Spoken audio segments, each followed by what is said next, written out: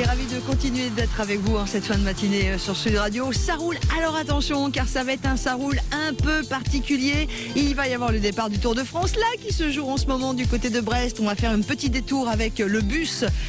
Sur la route, la vue, c'est la vie qui va accompagner ce Tour de France. J'aurai également des super places pour vivre le grand championnat de camions de Nogaro à vous offrir pour le week-end prochain. On continue avec Sud Radio, on vous gâte. Et puis évidemment, mon Pierre, il y a le sujet qui nous intéresse aussi aujourd'hui avec la fin des moteurs thermiques en 2035 annoncée alors qu'on nous avait annoncé en 2040. Bonjour Pierre. Salut Malolo, bonjour à tous, ravi de vous retrouver, notamment avec ma grande passion, le Tour de France. On va en parler avec Chris, qui est partenaire officiel du Tour de France et qui sera avec nous et qui propose une super animation autour de la vue. Pourquoi je suis ravi, Laurence ? Parce que la vue, c'est sans doute le point essentiel de sécurité routière sur lequel tout le monde se rassemble. On verra qu'il y a des innovations. Exactement. Et puis vous êtes attendus bien sûr vous aussi au 0826 300 300 sur ce sujet que l'on vous propose avec notre invité Fabrice Godefroy. La Commission européenne devrait faire la proposition le 14 juillet prochain, la fin des moteurs thermiques en 2035, alors que normalement la France s'était fixé la date de 2040. Alors qu'en pensez-vous ? Êtes-vous prêt vous à lâcher tout de suite votre moteur thermique ? Quelles conséquences également pour l'emploi dans notre pays ? Enfin, ça remet tellement de choses en cause et ne pensez pas que 5 ans de moins c'est rien. Au contraire, est-ce qu'on est prêt ou pas ? On vous attend 0826 300 300. Vous nous rejoignez dès maintenant. Je vous attends. Sud Radio, ça roule. Et tout de suite, Pierre, on va accueillir Marie-Noëlle Vinet du groupe Chris avec ce fameux bus La vue, c'est la vie sur la route, parce que ils accompagnent, Pierre, le Tour de France qui débarque maintenant. C'est moi qui l'ai appelé comme ça, Marie-Noëlle, votre bus. Oui. Parce que, évidemment, je reprends ce slogan que l'on connaît tous. Vous êtes partenaire officiel du Tour de France, vous allez être sur la route et vous allez proposer une animation que j'aime particulièrement à tous les usagers de la route qui vont se présenter devant vous. En quoi consiste cette animation de Chris sur le Tour de France ? Oui, bonjour à tous. Bonjour. Effectivement, bonjour. Pour la 5e année maintenant, en fait, nous mettons en place un bus de la vue et de l'audition d'ailleurs, et qui est placé sous l'égide de notre fondation Chris Group. Donc, ce qu'on fait, c'est qu'on est présent justement chaque année pendant plusieurs journées sur les étapes du Tour. Donc cette année, on est présent pendant 12 journées et donc à chaque fois et à cette occasion, on propose donc à toutes les personnes qui sont présentes sur le parcours, donc ce jour-là, notamment les familles, alors aussi bien les enfants que les adultes, les parents, les grands-parents, de venir nous rencontrer et puis à cette occasion, ils peuvent faire tester leur vue et leur audition.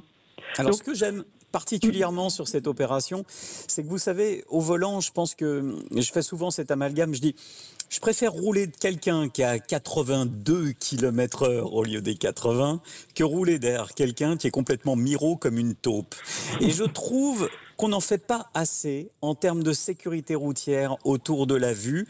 D'ailleurs, on a cette proposition sur laquelle on était tombé d'accord, on a beaucoup parlé dans Ça roule avec Laurence, c'était de dire, proposons un contrôle de la vue chez nos opticiens de manière à faire contrôler tous les 5 ans, tous les 10 ans, je ne sais pas. Mais en tout cas, quelque chose d'intelligent parce que le rendez-vous chez l'ophtalmo, c'est la croix et la bannière quand on n'habite pas dans les grandes villes et même parfois dans les grandes villes, Marie-Noëlle.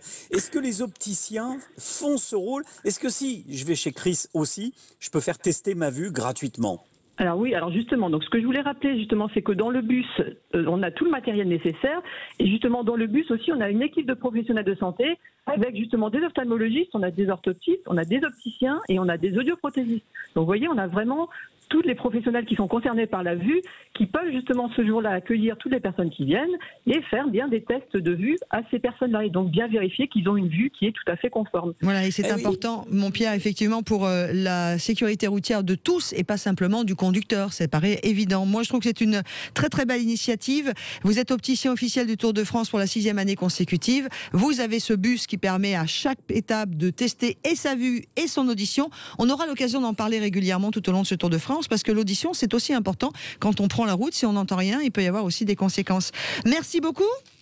Justement, je voulais vous engager aussi à aller tester votre vue pour les villes où on ne passe pas chez tous les opticiens Chris, parce qu'au quotidien, on peut effectivement tester sa vue. Tout à fait, Marie-Noëlle. On entend ce qui se passe dans le bus. Voilà, exactement. Marie-Noëlle Vinet qui était avec nous. Donc, si vous faites une des étapes du Tour de France, eh bien, vous pourrez retrouver ce bus incroyable des opticiens Chris qui vous permettent de tester gratuitement votre vue et votre audition.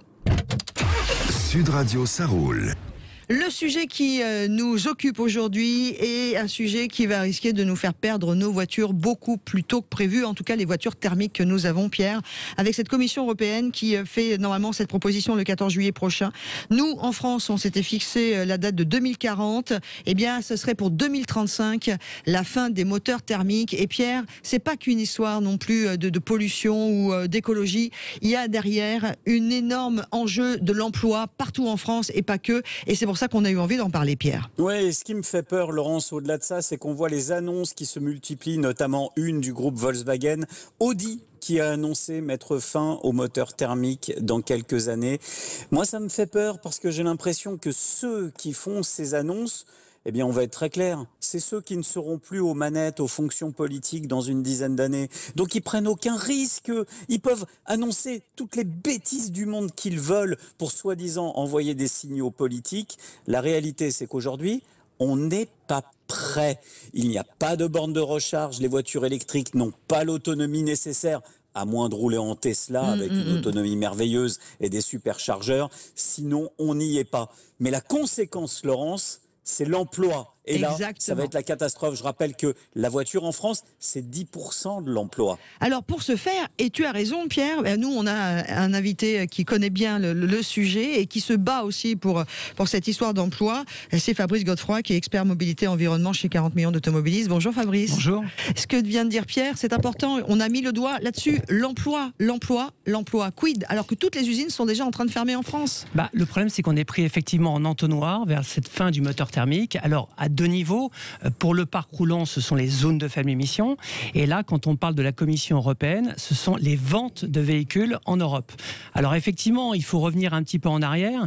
La France avait acté, il n'y a pas si longtemps que ça, c'était le 13 mai 2019 par un amendement la fin du moteur thermique en 2040, qui paraissait extrêmement ambitieux, parce qu'en plus, quand on regarde dans le détail de ce chapitre, on s'aperçoit que les diesels, les essences, les gaz, mais aussi l'hybride et l'hybride rechargeable étaient concernés. Donc c'est extrêmement ambitieux. Et apparemment, c'est pas suffisamment ambitieux pour l'Europe, parce que l'Europe souhaite au niveau européen de supprimer et d'avancer cette date-là à 2035, dans 13 ans. Donc c'est vrai que ça paraît énorme. Mais ça veut dire que personne n'est prêt. Alors est-ce qu'il va falloir se préparer très vite? Je parle au niveau des emplois, parce qu'après il y aura les conséquences sur les consommateurs et propriétaires de voitures que nous sommes. Mais alors déjà, Pierre l'a dit, les constructeurs l'annoncent sur à mesure, mais moi j'ai plutôt l'impression qu'ils sont obligés de le faire. De toute façon, ils n'auront pas le choix. Donc moi, c'est ça qui m'inquiète plus, c'est que les constructeurs ont la pression pour le faire. D'ailleurs, Klaus Tavares l'avait très bien dit. Maintenant, c'est la Commission européenne qui, effectivement, fixe les objectifs stratégiques des entreprises. Donc on le voit très bien.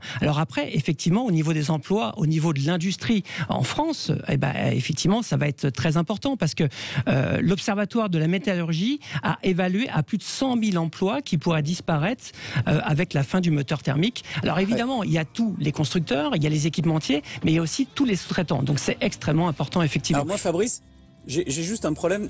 Tu sais, je suis quelqu'un de très pragmatique. Je regarde autour de moi, on a tous des voitures thermiques. Le marché de l'électrique, c'est peanuts, c'est rien du tout. C'est 2-3 cacahuètes au milieu du flot automobile. Comment on va faire? Parce que il faut des stations-service, il faut des bornes de recharge aussi. On nous explique donc que le moteur thermique, c'est fini. Donc la station-service avec. Comment ça va s'organiser? Et puis qu'est-ce qu'on achète maintenant? Celui qui nous écoute, il achète quoi comme voiture?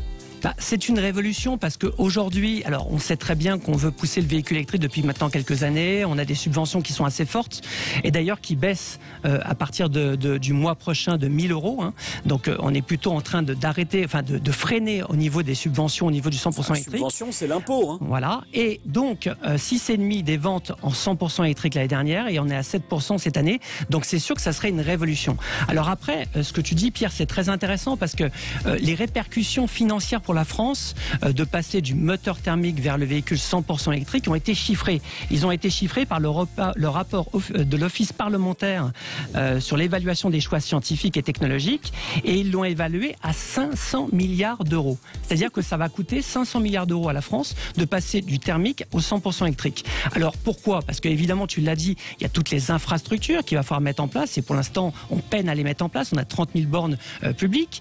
Il y a effectivement aussi toutes les subventions subventions qu'on donne actuellement pour passer au 100% électrique, mais il y a quelque chose qui, toi, va te plaire, c'est qu'aussi, on tient compte des taxes sur les carburants, plus de 60% entre la TICPE et la TVA, et je crois, et ça tu vas me le confirmer, je crois que c'est 40 milliards d'euros par an de taxes sur les carburants, c'est ça entre l'essence et le diesel?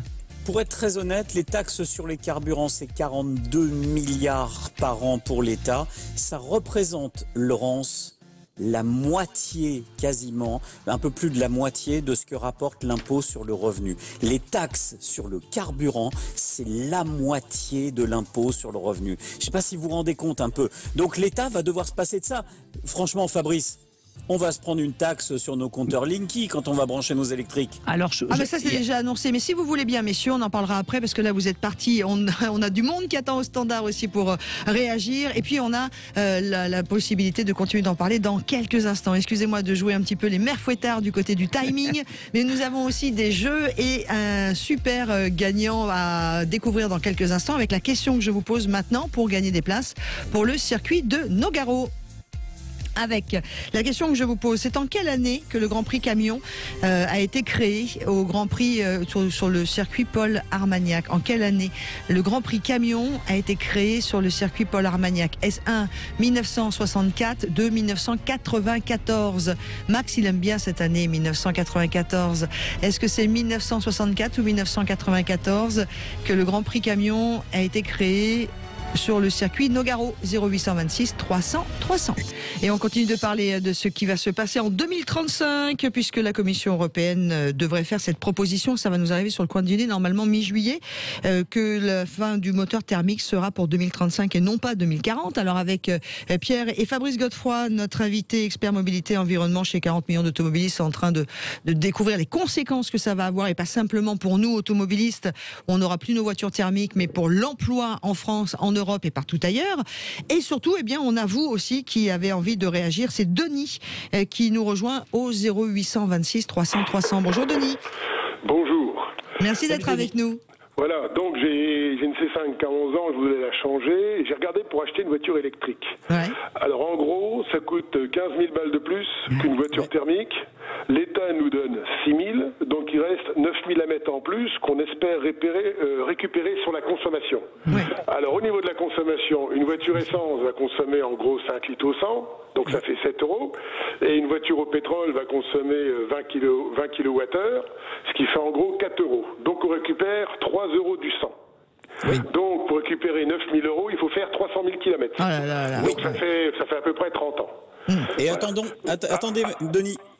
Vous avez faussé le calcul un tout petit peu. C'est que si vous rechargez chez vous, ça vous coûte ça. Si vous rechargez sur une station d'autoroute, c'est 40 centimes la minute. Vous en avez pour 1h30 à charger la bagnole. Ça vous coûte 3 fois le prix d'une motorisation diesel. Voilà, bam. Alors après, je réfléchissais. Il faut la recharger chez soi. Donc il faut un garage.